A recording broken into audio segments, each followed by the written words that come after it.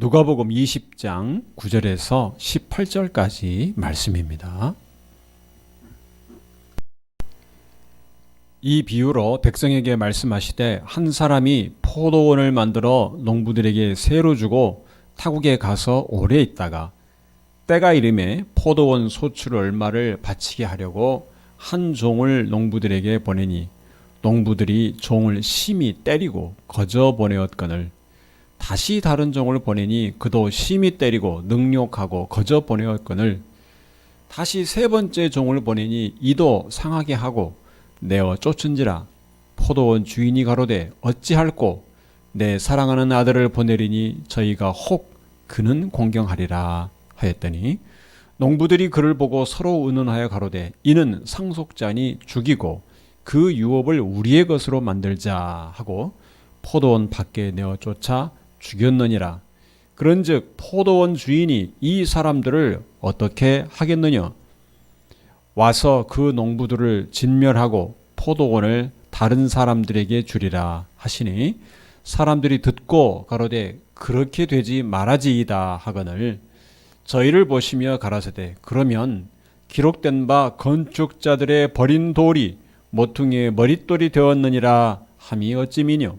무릇 이 돌 위에 떨어지는 자는 깨어지겠고 이 돌이 사람 위에 떨어지면 저를 가루로 만들어 흩으리라 하시니라.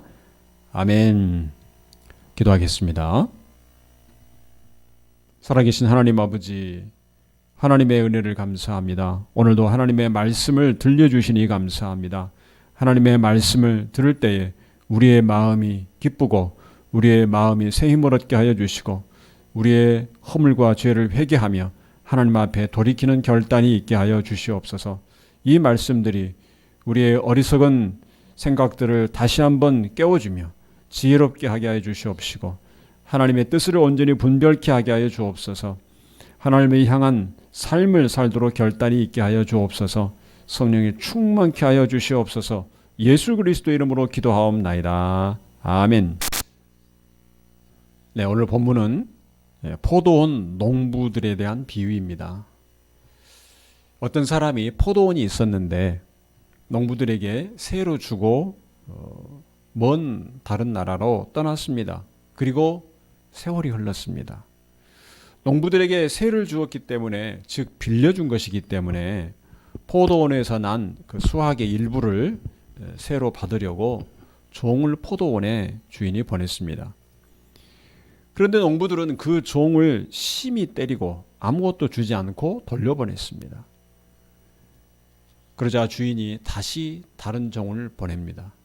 결과는 마찬가지입니다. 세 번째 종을 보냈으나 그 종도 결국 쫓겨왔습니다. 빌려준 새를 거두기 위해 종을 보내도 소용없다는 것을 알게 된 주인은 아들을 보냅니다. 아들은 무시하지 못할 것이라고 생각합니다. 농부들도 이번에는 다르게 행동을 합니다.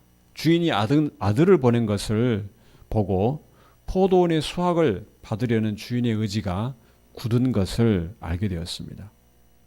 새를 받으러 온 아들은 그 위치에 있어서나 중요도에 있어서나 주인이나 마찬가지입니다. 이것이 그들에게도 큰 부담이 되었는지 모여서 의논을 합니다. 그런데 결과는 주인의 예상과는 반대였습니다. 농부들은 그 아들이 장차 주인의 재산의 상속자인 것을 인식을 했습니다. 그래서 미래에 장차 포도원을 아예 그들이 차지하기 위해서 상속자인 아들을 죽이기로 결정을 합니다. 농부들은 그 아들을 죽였습니다. 그것은 참 비극입니다. 주인은 포도원을 새로 빌려주었는데 새를 받기는커녕 자기 아들을 잃은 것입니다. 우리가 오늘 본문 16절을 보면 와서 그 농부들을 진멸하고 포도원을 다른 사람들에게 주리라 하시니 사람들이 듣고 가로되 그렇게 되지 말아지이다 하거늘. 주인이 직접 와서 농부들을 죽이고 포도원을 다른 사람에게 맡길 것이라는 이 내용이 비유의 마지막 결말입니다. 농부들이 한 행동으로 보아서 마땅한 결론이지만 너무 참혹한 결과입니다. 비유를 들은 사람들은 그런 일이 일어나서는 안 된다는 것을 바라는 마음을 담아서 그렇게 되지 말아지이다. 말기를 원합니다. 이렇게 마음을 표현하고 있습니다. 우리가 이 비유를 읽을 때 이 비유에 등장하는 사람들이 누구인지 의미하는 것은 짐작하기가 어렵지 않습니다. 이 포도원의 주인은 하나님이고 농부들은 이스라엘 백성과 종교 지도자들이며 종은 하나님께서 보내신 선지자들을 의미할 것입니다. 그리고 그 주인의 아들은 물론 예수님입니다. 오늘 비유는 예수님께서 예루살렘에 입성한 후에 마치 앞으로 될 일을 그대로 보여주는 것과 같습니다. 예수님께서 십자가에 달리시기 전에 백성들에게 앞으로 일어날 일을 비유로서 가르쳐 주신 것입니다. 누가가 이 비유를 기록한 것은 예수님께서 앞으로 일어날 일을 이미 아시고 미리 예고하셨다는 것을 깨닫게 하기 위해서입니다. 그래서 이 비유의 이야기 전개가 듣는 사람들의 예상과 다르게 흘러간 것을 우리는 주목할 필요가 있습니다. 특히 눈여겨볼 것은 계속해서 평행선을 긋는 농부들의 마음과 주인의 마음입니다.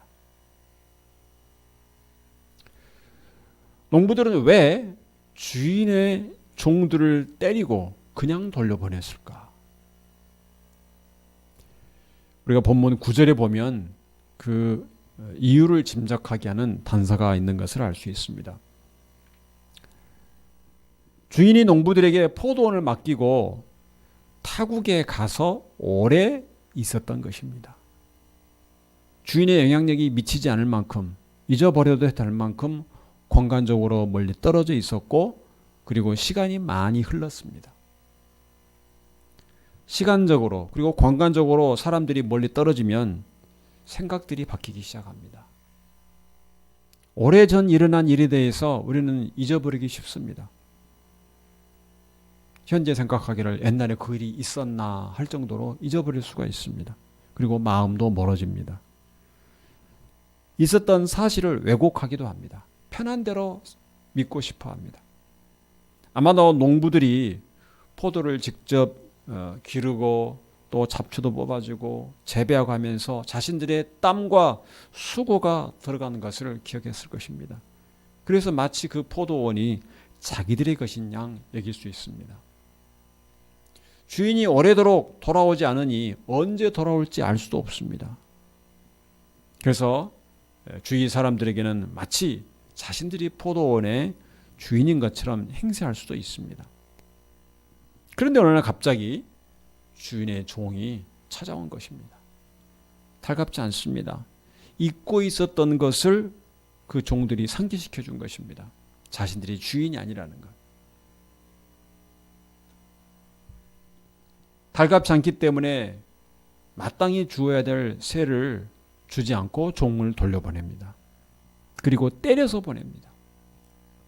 마치 그 종을 자기 것을 빼앗으러 온 사람들처럼 여깁니다. 그래서 빼앗기지 않겠다는 그 마음을 가진 것처럼 종들을 때려서 그냥 돌려보냅니다. 종을 때려서 보내기까지 했으니 자기의 의지를 분명하게 밝힌 것입니다. 세를 주는 일 따위는 없을 것이고 아마 주인으로 하여금 포도원을 포기하도록 만들려는 생각이었던 것으로 보입니다. 그렇지 않다면 종을 때려서까지 보내지 않았을 것입니다. 주인과 정면 대결을 선언한 것입니다. 그런데 주인은 다시 다른 종을 보냅니다. 주인이 종을 다시 보낸 것은 포도원을 포기할 생각이 없는 것입니다. 주인은 농부들에게 자기의 의지를 밝혔습니다. 너희는 세를 내야 된다. 그리고 그 농부들에게 잘못을 고칠 기회를 준 것입니다. 그 전에 종은 너희가 때려서 그냥 보냈을지 몰라도 이 종에게 세를 준다면 잘못을 용서할 수도 있겠다 하는 그런 암시를 준 것일 수 있습니다. 그런데 참 사람이 어리석은 것이 사람이 한 번 잘못을 하면 그 잘못을 인정하고 고치기가 참 쉽지 않습니다.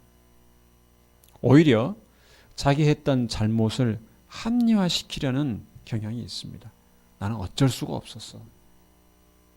이런 핑계를 찾으려고 합니다. 그래야 마음이 편하기 때문입니다. 자기 잘못을 들추는 것을 싫어합니다. 그리고 또 어리석은 것은 사람이 한 번 잘못을 하면 두 번째부터는 더 쉽습니다. 처음에는 고민했을지라도 그 다음에는 그 고민의 강도가 줄어듭니다.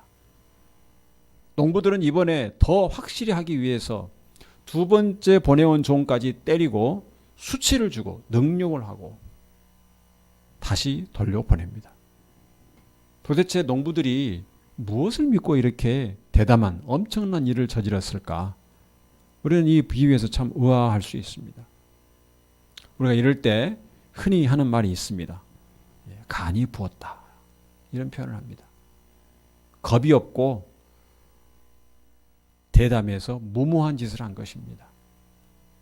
우리가 보통 이 정도 되면 주인이 직접 와서 일을 처리할 것이라고 생각합니다. 그런데 이 주인은 이번에도 참았습니다. 그리고 세 번째 종을 보냅니다. 점점 일이 커집니다. 주인이 세 번째로 다시 종을 보냈다는 것은 주인도 결코 포기할 생각이 없는 것입니다. 그것을 알게 된 농부들은 주인에 대해서 약간은 한편으로 겁이 날 수도 있을 것입니다. 그런데 두 번이나 종들을 때려서 보냈는데 이제 와서 돌이키기가 쉽지 않은 것입니다. 그리고 한편으로 주인이 직접 오지 않고 계속 종만 보내는 것을 보고 어쩌면 주인을 우습게 여기고 더욱 대담해진 것일 수도 있습니다. 농부들은 세 번째로 보내온 종을 다시 상하게 하고 즉 때리고 쫓아서 보내버립니다. 네, 우리나라 말 중에 한 번 호랑이 등에 올라타면 내리기가 쉽지 않다는 말이 있습니다. 한 번 시작한 엄청난 일을 중도에 그만두기가 어렵다는 말입니다. 그처럼 큰 일이 되었습니다. 그런데 그러다가 결국 낭패를 당할 수도 있습니다. 농부들은 그 마음이 더욱 완고해지고 강팍해져서 이미 저지른 일을 더 강하게 밀고 나가는 것입니다. 참 어리석은 일입니다. 더욱 자신들의 의지를 확고하게 보여주었습니다. 그들은 어리석게도 자기들의 잘못을 고칠 기회가 날아갔다는 것을 알지 못하고 있습니다. 이 비유에서 주인이 세 번째까지 종을 보냈다는 것을 보면 이 주인의 인내심이 대단한 것을 알 수 있습니다. 그리고 그 다음에 벌어지는 일이 더욱더 우리를 놀라게 합니다. 오늘 본문 13절에 보면 포도원 주인이 가로되 어찌할꼬 내 사랑하는 아들을 보내리니 저희가 혹 그는 공경하리라 하였더니 이 농부들과 다르게 주인은 아직도 기대를 버리지 않고 있습니다. 어찌할꼬 이 주인의 탄식은 내가 세를 못 받았는 것에 대해서 그것이 기분이 상해서 그런 탄식은 아닌 것 같습니다. 세를 받는 것이 목적이면 직접 가면 됩니다. 어떻게든 강팍한 농부들의 마음을 돌려서 이를 바로 잡으려는 좋은 쪽으로 돌려잡으려는 이 안타까움에서 나오는 탄식으로 보입니다. 어찌할꼬. 그래서 주인은 이 사랑하는 아들을 보내서 이를 바로 잡으려고 합니다. 그동안 종들을 때려서 돌려보낸 농부들이라면 그 태도로 볼 때 주인이 자기 아들을 보내는 것은 큰 모험입니다. 분명하게 적대적인 의지를 드러낸 농부들에게 아들을 보냅니다. 아들이 크게 폭행을 당하거나 심지어 죽을 수도 있습니다. 그 아들은 자기의 분신과도 같습니다. 주인이 직접 가기 전에 농부들에게 마지막으로 기회를 준 것입니다. 여기서 우리는 그의 백성을 돌이켜 회개할 기회를 주시는 하나님의 긍휼과 하나님의 열심을 볼 수가 있습니다. 이 포도원 농부 비유는 하나님과 이스라엘 그리고 선지자들과 예수님의 관계를 말해주고 있습니다. 우리가 구약에 살다시피 하나님은 애굽의 압제에 신음받은 이스라엘을 해방시키시고 광야로 부르시고 이스라엘 백성을 제사장 나라로 부르셨습니다. 출애굽기 19장 5절에서 6절까지 말씀을 보면 세계가 다 내게 속하였나니 너희가 내 말을 잘 듣고 내 언약을 지키면 너희는 열국 중에서 내 소유가 되겠고 너희가 내게 대하여 제사장 나라가 되며 거룩한 백성이 되리라. 너는 이 말을 이스라엘 자손에게 고할지니라. 하나님께서 모세에게 주신 말씀입니다. 하나님께서 시내산에 가까이에 백성들을 모으게 하시고 하나님께서 그들에게 주신 말씀입니다. 하나님께서 이스라엘 백성을 온 열방 민족 중에서 택하신 것은 그들에게 사명을 주신 것입니다. 목적이 있었습니다. 다른 민족을 구원할 도구로 사용하신 것입니다. 제사장 나라라는 의미가 바로 그러한 의미입니다. 하나님께서는 이스라엘 민족을 통해서 하나님이 어떤 분인가를 온 세상 민족들에게 알려주시는 것입니다. 하나님이 얼마나 공의로운 분이고 하나님이 얼마나 은혜가 많은 분이고 하나님이 얼마나 그의 약속을 지키시는 신실한 분인 것을 보여주시려는 것입니다. 하나님을 섬기되 어떻게 섬겨야 되는지를 알게 하십니다. 하나님께서 이스라엘 백성을 대하시고 다루어 가시는 것을 통해서 보여주시는 것입니다. 하나님께 순종했으면 얼마나 큰 복을 받고 하나님께 불순종하면 얼마나 큰 징계와 심판이 내려지는가 그것을 알려주시려는 것입니다. 그래서 하나님께서 이스라엘 백성을 제사장 나라로 택하신 것입니다. 이스라엘이 택함받은 것은 그들이 잘나서가 아닙니다. 신명기 7장 7절에 말씀합니다. 여호와께서 너희를 기뻐하시고 너희를 택하심은 너희가 다른 민족보다 수요가 많은 영고가 아니라 너희는 모든 민족 중에 가장 적으니라. 여기서 수요라고 표시되었지만 그러나 사실은 이스라엘 민족이 훌륭하고 잘나서가 아니다.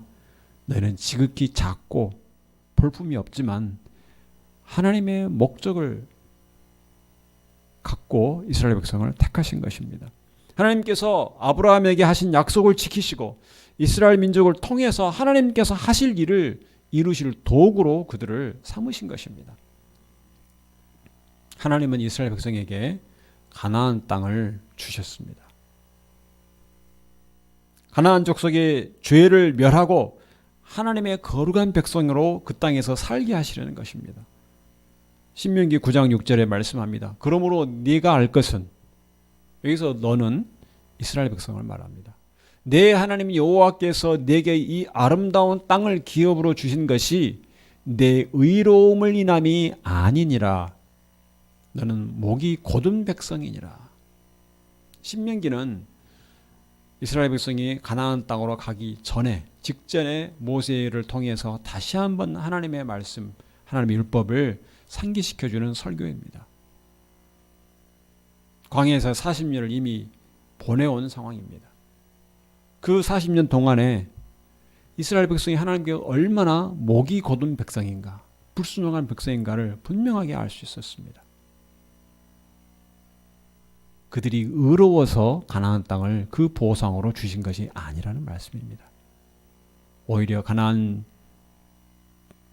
땅에 있는 족속들의 죄를 멸하고 이스라엘 백성을 그 땅에 하나님 뜻에 합당하게 살도록 부르신 것입니다. 은혜를 주신 것입니다. 이스라엘 백성은 하나님 백성으로서 제사장 나라로서 사명을 감당할 의무와 책임이 있었습니다. 마치 오늘 비유에서 농부들이 포도원을 수확해서 일부를 주인에게 새로 바쳐야 하는 책임이 있는 것과 마찬가지입니다. 그런데 시간이 지나면서 이스라엘 백성은 하나님 주신 복을 잊어버리고 은혜를 잊어버리고 자기들이 누리는 복을, 풍요를 당연하게 여기기 시작을 했습니다. 그리고 하나님을 떠나고 하나님의 말씀을 순종하지 않고 우상을 섬기고 다른 민족과 교류하면서 이방신을 섬기기도 했습니다. 하나님을 의지하기보다 먼저 다른 나라를 찾고 그들의 도움을 구했습니다. 애굽이나 아수르나 또 여러 나라를 의지했습니다. 아람이나 이런 나라들. 그래서 하나님께서 선지자들을 보내서 경고하십니다. 너희는 왜 나를 떠나서 다른 민족, 다른 신을 섬기느냐? 다른 나라를 의지하느냐?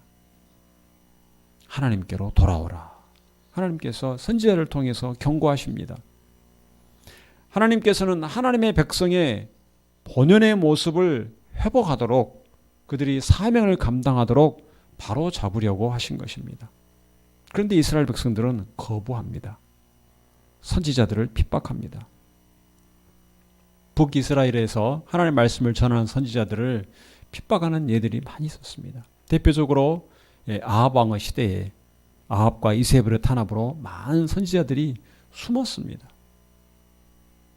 특히 이 850명의 바알과 아세라 선지자와 대결해서 승리한 엘리야를 죽이려고 합니다. 또한 남유다에서 에레미야는 하나님의 말씀을 전했을 때 애굽을 의지하지 말고 바벨론에 의한 징계를 순순히 받아들이라 하는 이 에레미야의 말을 듣지 않고 에레미야를 체포하고 또 구덩이에 빠뜨리기도 하고 에레미야의 목숨이 유언을 받는 일들이 일어납니다. 하나님께서는 마침내 그의 사랑하는 아들 예수님을 보내십니다. 오늘 비유처럼 결국 유대인들은 예수님을 십자가에 못 박아 죽입니다. 이 비유에서 포도원 주인이 농부들을 죽이고 포도원을 다른 사람에게 맡기는 것으로 끝이 나는 것을 알 수 있습니다. 이것은 듣는 사람들에 대한 경고입니다. 아직 일어나지 않은 일이지만 예수님의 말씀을 듣는 그 유대 백성들에게 경고하는 것입니다.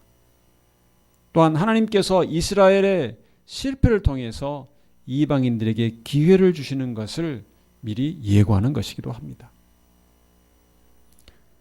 하나님께서 이제 예수 그리스도를 믿는 교회, 하나님의 성도들에게 영적인 새 이스라엘의 역할을 하게 하시는 것입니다.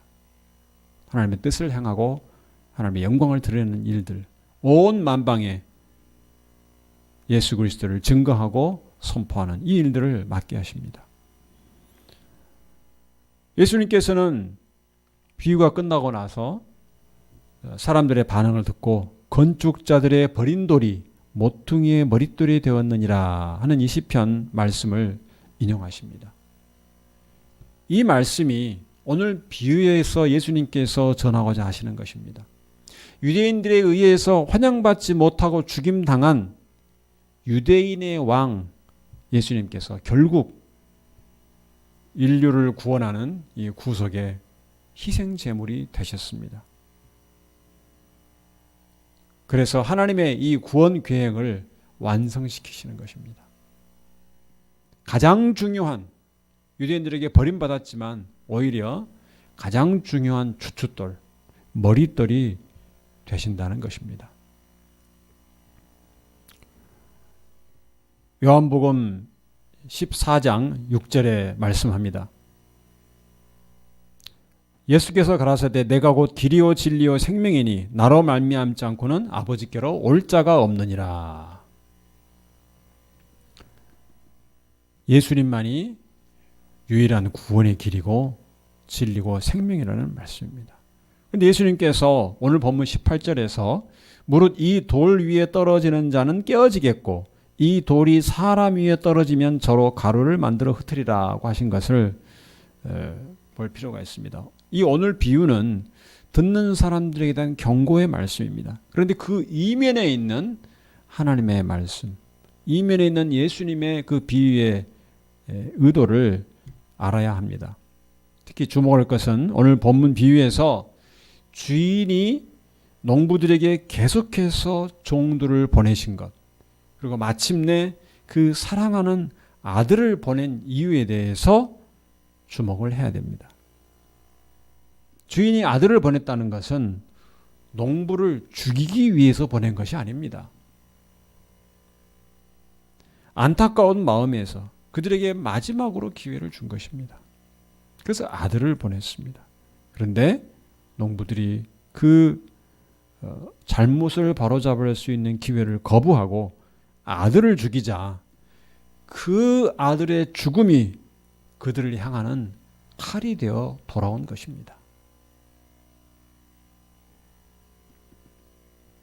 이것이 오늘날 예수 그리스도의 복음을 전했을 때 그것을 받아들이는 자들과 거부하는 자들에 향하는 결과이기도 합니다. 예수를 믿고 영접하는 자에게는 예수 그리스도의 복음이 구원이요 생명이 되지만 거부하는 자들에게는 심판이 되는 것입니다.